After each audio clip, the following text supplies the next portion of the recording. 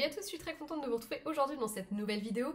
Nouvelle update lecture du mois d'avril. Donc ça doit être le deuxième du mois d'avril. Oui, c'est ça, le deuxième du mois d'avril.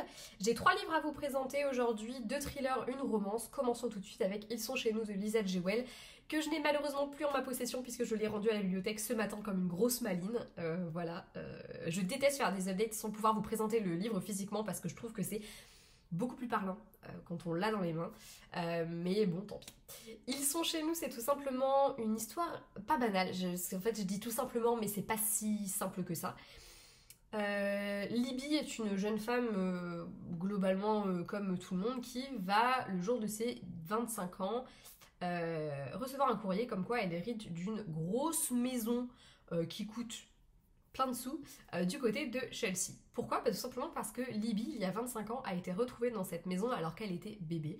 Une scène bien macabre puisqu'il y avait 3 adultes morts dans la maison et ce petit nourrisson de 10 mois. Voilà. Du coup, elle va hériter de cette maison et si évidemment elle a dans l'optique de vendre cette baraque parce que c'est le moyen pour elle de devenir riche en un claquement de doigts, elle veut aussi découvrir ce qui s'est passé dans cette maison et elle va du coup être amenée un petit peu à, petit à petit, retracer ce qui a pu se passer à ce moment-là. Qu'est-ce qu'elle foutait dans ce berceau toute seule avec 3 cadavres dans la maison. Qu'est-ce qui s'est passé. Accessoirement, on sait aussi que parmi les 2 cadavres, il y avait les parents de 2 enfants qui ont disparu. Donc voilà, où sont les enfants, qui elle est vraiment, qu'est-ce qui s'est passé, et en plus qui est ce 3e homme dont on n'a aucune idée de l'identité. Voilà. Et on va petit à petit, par le biais de sauts dans le temps, entre autres choses, et de plusieurs personnages que l'on va suivre, découvrir ce qui s'est passé réellement il y a 20 ans de cela. On va d'abord suivre évidemment Libby qui va découvrir cette maison et cette nouvelle vie qui potentiellement va s'ouvrir à elle et surtout va avoir envie d'enquêter sur ce qui s'est passé parce que bon, quand t'as fait la une des journaux alors que t'étais bébé, t'as peut-être un petit peu envie de creuser et d'en savoir plus. On va suivre également une femme qui est aujourd'hui SDF avec ses 2 enfants, qui tente de joindre les 2 bouts et de remettre le cap depuis le sud de la France jusqu'à Londres pour retrouver cette fameuse maison. On comprend très rapidement qu'elle a un lien, mais au début on ignore complètement lequel. Et on va suivre également un personnage qui lui est tiré du passé, c'est un des fameux enfants qui a disparu et qui va nous retracer petit à petit le récit de ce qui s'est passé, depuis les débuts jusqu'à la fin. Voilà. On suit donc ces 3 protagonistes, ces 3 points de vue différents, 2 qui sont dans le présent mais pas du tout au même endroit, au même stade de leur vie, et vraiment 2 histoires que je trouve... même si j'ai très vite compris qu'il y avait un lien, j'ai mis beaucoup de temps avant de lier les 2 histoires quand même, j'avais parfois l'impression de lire 2 trucs très très différents. Et puis cette personne au milieu, cette personne du passé, qui à l'inverse va nous raconter du coup comment les choses se sont passées. Qu'est-ce qui a fait que ça a dégénéré au point de découvrir cette scène de crime. C'est un récit qui m'a été conseillé par Vanina du compte Dérision littéraire que je vous conseille vraiment, je vous le mettrai dans la barre d'infos, c'est un de mes Instagram favoris du moment, j'aime beaucoup ce qu'elle fait. Parfois il faut prendre vraiment avec second degré parce que vous pouvez être vexé très facilement. Moi je la trouve incroyablement drôle d'une part et surtout je trouve que ses avis sont plutôt intéressants et souvent très sensés en fait. Enfin moi personnellement je la rejoins sur beaucoup de ses avis et je ne sais pas si vous vous rappelez il y a quelques semaines, mois maintenant je crois d'ailleurs, je vous ai présenté un roman de Samantha Donning avec le couple soi-disant parfait, la petite famille parfaite. En fait les 2 parents étaient des assassins, ils capturaient des femmes et ils les tuaient. Du coup j'avais emprunté à la bibliothèque un autre roman de cette autrice et comme j'ai vu son avis et qu'elle ne l'avait pas aimé plus que ça, et en fait ce qui ressortait de son avis c'était ce que moi j'avais déjà ressenti en lisant celui que je vous ai présenté, donc ce côté un peu lent et un peu tout ça pour ça quoi. Du coup, on a un peu discuté et c'est elle qui m'a conseillé ce roman-là et le dernier que je vais vous présenter dans cette update et franchement, je regrette pas du tout. Moi, ce roman, il me confirme que Lisa Jewell, c'est une valeur sûre. J'ai envie de lire un thriller qui va m'emmener complètement et qui va, qui va me porter d'un bout à l'autre. Lisa Jewell. Voilà. Je trouve qu'il y a quelque chose En fait, ce que j'aime bien dans ces thrillers, c'est qu'il y a... Parce que des fois, dans le genre, il y a quand même un côté un peu... vraiment très très glauque. Fondamentalement glauque. Oppressant, etc. Et je trouve que elle, dans ces thrillers qui sont toujours un peu glauques et oppressants, elle arrive à caler un petit peu une notion de douceur que je retrouve très peu d'habitude. Là, par exemple, il y a beaucoup d'amour. Cette femme qui est SDF et qui est avec ses enfants, moi, je trouve que ce que j'ai retenu d'elle, c'est l'amour qu'elle a pour ses enfants. Et tout ce qu'elle va être amenée à faire, etc., par amour pour ses enfants. Le personnage de Libby, moi, ce que j'ai beaucoup aimé aussi, c'est sa façon de vouloir creuser pour en savoir plus sur sa famille. Ouais, je trouve qu'il y a toujours une certaine... je sais pas si c'est vraiment le mot, douceur, mais je trouve que... elle... Elle crée des personnages qui sont vachement touchants et ça fait que le récit en est peut-être un peu moins brut de décoffrage. Et c'est quelque chose que j'aime beaucoup. Et accessoirement, ouais, en effet, moi ce roman il m'a confirmé que c'était une valeur sûre parce que ouais, j'ai été surprise, il y a plein de choses que j'avais pas vu venir du tout d'un bout à l'autre. Et puis je trouve que, en fait, elle m'a vraiment embarquée dès les premières pages et après elle m'a pu lâcher jusqu'à la fin. Enfin voilà, et t'es pris de temps, t'as envie de connaître le dénouement et tu t'es porté. Il y a des choses que tu vois venir, d'autres pas du tout. Et puis, pop, pop, pop, de fil en aiguille, comme ça, t'arrives au dénouement et tu te dis, ah ouais, ok. Voilà. Alors, j'ai pas eu de grandes révélations à la fin en mode, waouh, trop, truc de ouf, ça me retourne la tête. Non, c'est pas vrai. Parce que la façon dont le récit est ficelé, je trouve que c'est pas ficelé en mode, tu vas avoir un dénouement de bâtard, tu vas pas en revenir, tu vois. C'est plutôt, je trouve que c'est plus fin. C'est plus fin et c'est plus une histoire qui te transporte complètement. Et bah, du coup, ça marche complètement et je vous le conseille. C'est plutôt intéressant et je trouve que le glauque est très... comment dire, enfin, l'aspect un peu... comment on dit, je sais plus, je perds mes mots. Bah, je trouve que c'est... Ouais, c'est fin en fait comme récit. Je trouve qu'il n'y a pas de scène trop rentre dedans, un peu ça veut rien dire ce que je dis. Mais globalement, j'ai beaucoup aimé. Voilà, on va s'arrêter là parce que je crois que ça vaut mieux pour tout le monde.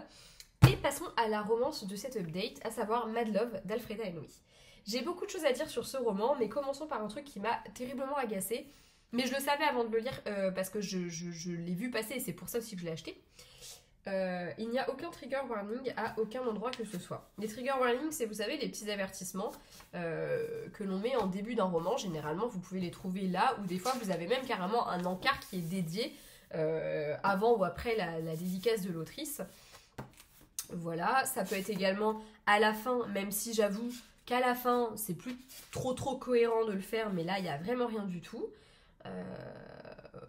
Voilà. Ça peut être sur la couverture également. Bref, ça peut être n'importe où un avertissement. Il n'y en a pas dans ce bouquin. Et c'est pas normal qu'il n'y en ait pas, parce que c'est un roman pour public averti. Voilà. Pas juste parce qu'il y a des scènes de cul, parce que des scènes de cul, tu t'achètes de la new romance, tu sais qu'il va y en avoir, c'est normal, c'est cohérent, logique. Moi, là, ce que j'estime pas normal, c'est que l'éditeur n'ait pas précisé qu'il y a des scènes de violence dans le passé d'un des personnages. Alors certes, on n'a pas envie de spoil ou quoi que ce soit, il n'y a pas besoin de spoil plus que violence. Ou même juste violence sexuelle. Ou violence dans le cadre... Enfin, bref, voilà. Je veux pas trop en dire parce que je ne veux pas spoiler, mais j'estime que la moindre des choses aurait été juste de mettre un avertissement. Parce que je trouve que si tu ne sais pas que tu vas lire des scènes de ce genre... Bah ouais, ça peut te trigger de ouf en fait. Voilà, quand tu lis le résumé, tu t'attends à lire potentiellement quelque chose sur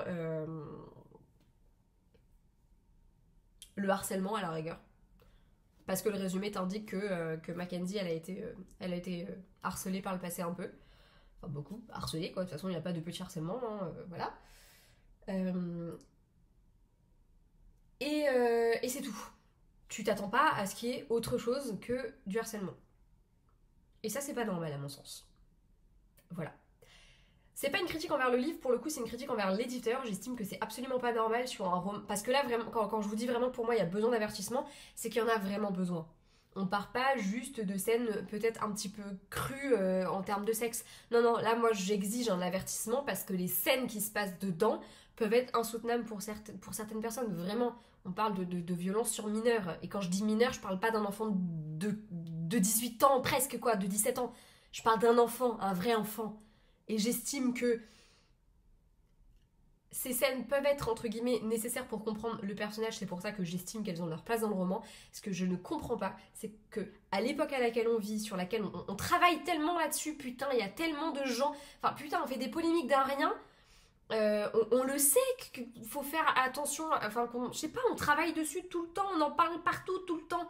Donc j'estime que c'est pas normal. Et moi, vous voulez savoir comment j'ai su que le roman, il était un peu, enfin, il manquait cet avertissement. Bah, c'est tout simplement parce que l'autrice a posté quelque chose sur les réseaux, parce que forcément, bah, je sais pas si elle s'en est mangé plein la gueule, j'en sais rien du tout, je sais pas ce qui s'est passé, mais en tout cas, je sais que ça lui est revenu aux oreilles, que des gens avaient été choqués par ce qu'ils avaient lu.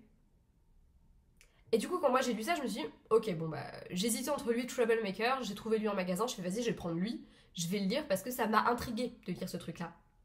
Donc du coup, je l'ai lu en sachant que oui, il y avait un avertissement, mais sans en savoir plus. Et en plus, moi j'étais vraiment partie sur ça se trouve, c'est le harcèlement, on va nous décrire le harcèlement et tout, et je me suis dit, couillu, mais vas-y. En fait, pas du tout, pas du tout. Pour vous parler un petit peu du roman quand même, parce que là je suis fâchée, et c'est pas contre le roman en lui-même, parce que le roman est pas mauvais, hein. On va y suivre Mackenzie qui a été harcelée quand elle était au lycée, notamment par le personnage de Mads. Mads, c'est. Il l'a pris en grippe très rapidement au lycée, et là ils vont se retrouver dans la même fac et surtout dans la même association d'art, puisque elle fait de la sculpture, lui fait de la peinture, et voilà. Donc bah, évidemment, elle veut plus se laisser marcher sur les pieds, c'est terminé, elle en a marre en fait de cette. Enfin voilà, de tout ça, elle a envie un petit peu de sortir de cette oppression. Et elle va commencer un petit peu à lui répondre, et évidemment ça va créer un espèce de jeu un peu dangereux entre deux, et puis ils vont se rapprocher, ceci, cela, bref c'est de la romance, vous le savez, un enemies to lovers. L'enemies to lovers c'est très bien construit, c'est rare que j'en ai vu des aussi construits, parce que pour le coup quand on dit ennemi, voilà. Là pour le coup vraiment il ne s'apprécie pas du tout, Mackenzie a énormément souffert à cause de lui, mais genre vraiment ça l'a traumatisé sur plein de trucs.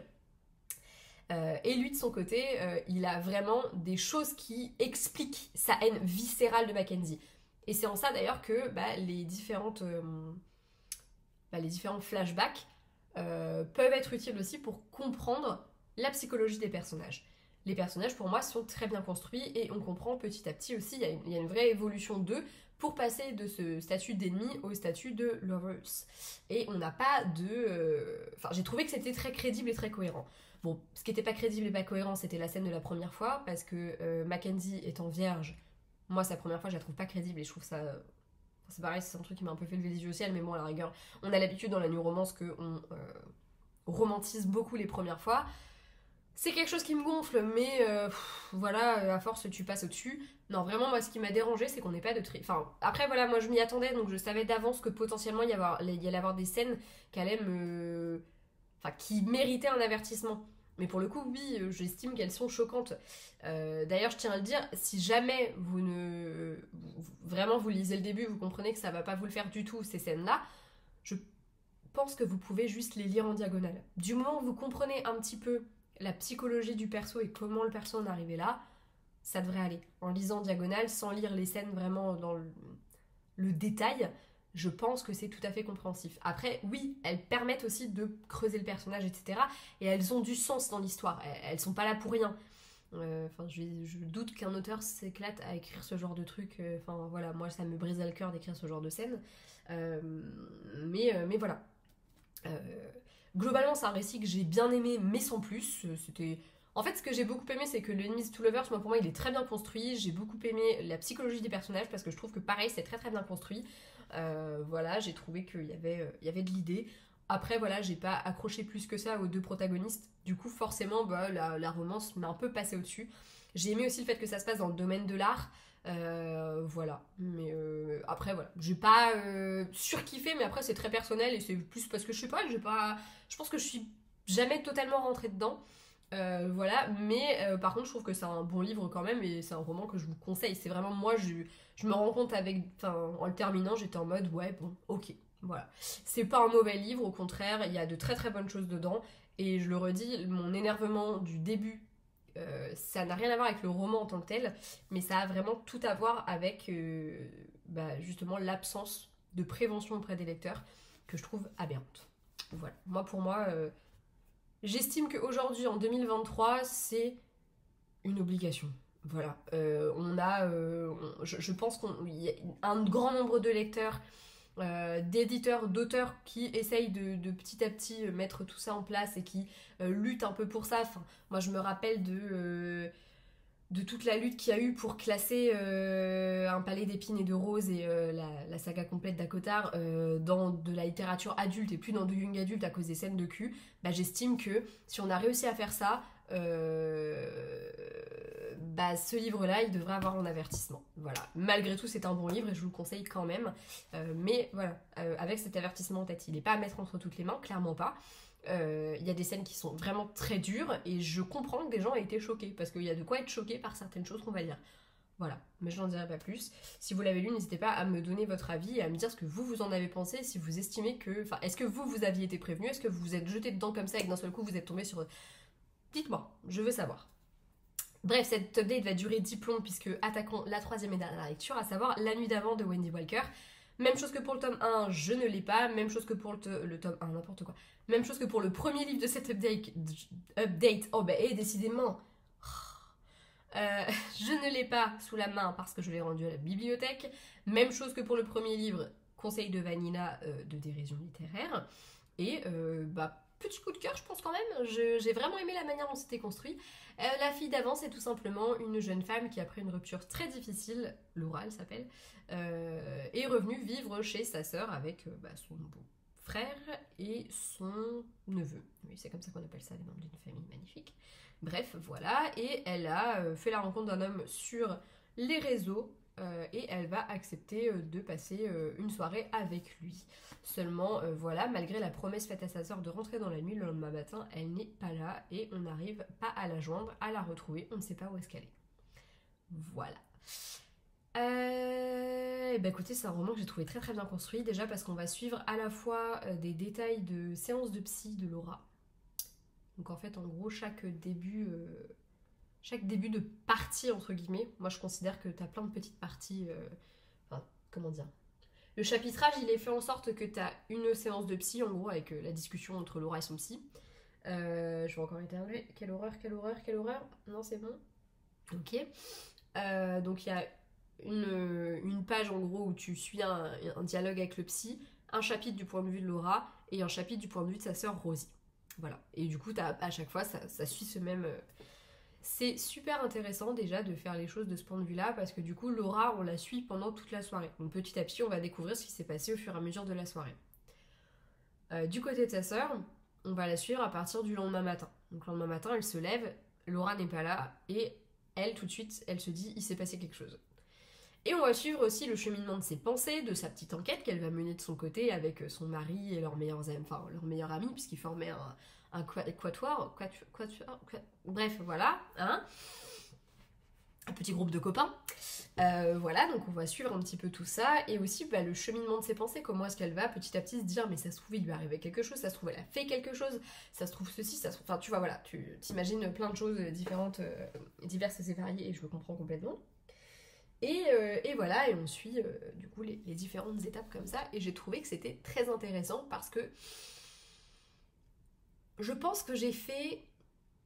Au début, je commençais à faire plein d'hypothèses. Plein d'hypothèses. Que ce soit sur un fameux événement qui a eu lieu quand les filles étaient gamines, adolescentes, même sorties d'adolescence, puisque je crois que c'était genre première année de fac des filles, quoi, en gros, Laura et Rosie, à peu près dans ces eaux-là, enfin bref, ouais, allez, on va dire, elles avaient entre 16 et 20 ans, et on fait un parallèle très fréquent avec ce qui s'est passé cette fameuse nuit. On ne sait pas exactement tout au début, puis petit à petit ça va se dessiner. Et donc moi j'ai fait plein d'hypothèses sur cette nuit-là.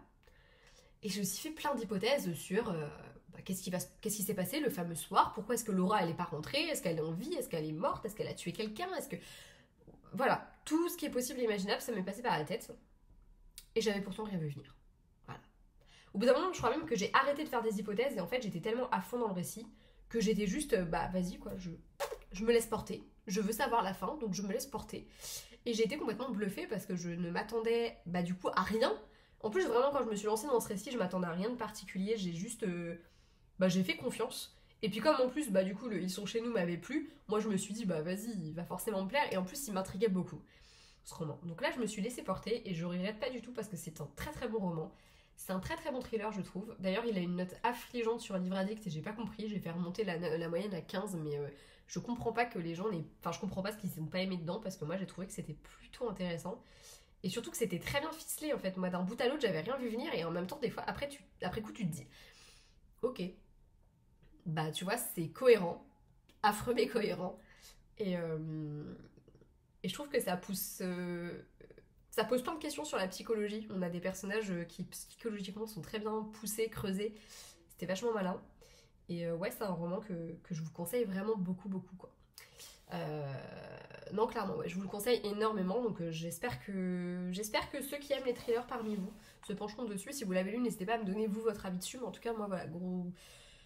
Ouais, je pense que je vais le classer dans mes coups de cœur de l'année parce que pour le coup, j'ai. Puis vraiment, je crois que j'ai passé un certain stade du livre, je n'arrivais plus à le lâcher, j'étais à fond dedans et j'avais besoin de savoir la suite. Donc voilà, j'attends votre avis dans les commentaires, dans la vidéo, n'importe quoi. Et bah, c'est la fin de cette update lecture. Voilà. J'espère qu'il vous aura plu. Vous avez revu un petit peu de la Anaïs virulente et pas contente, ça faisait longtemps. Je réfléchis parce que je me dis, ça se trouve, ça fait pas si longtemps que ça, mais moi, ça me paraît une éternité. En même temps, je crois que j'ai que des lectures que j'apprécie suffisamment pour pas trop râler dedans. Bref, voilà. J'espère que cette vidéo vous aura plu. N'hésitez pas à me donner votre avis sur ces livres si vous les avez lus dans les commentaires. Ça m'intéresse toujours et je lis tous les commentaires et je réponds à tous les commentaires. Donc n'hésitez pas également à me donner des recommandations, notamment de thrillers, de romances, de tout ce que vous voulez. Voilà. Je dis de thrillers et de romances parce que c'est les thématiques de cette vidéo, mais en soi, j'attends toujours vos avis. Mais si par exemple, là, par rapport à ce que je vous ai raconté, il y a 2-3 trucs qui vous disent « Ah tiens, si elle a aimé ça, elle va aimer ça », n'hésitez pas. Et bientôt pour une prochaine vidéo. Ciao!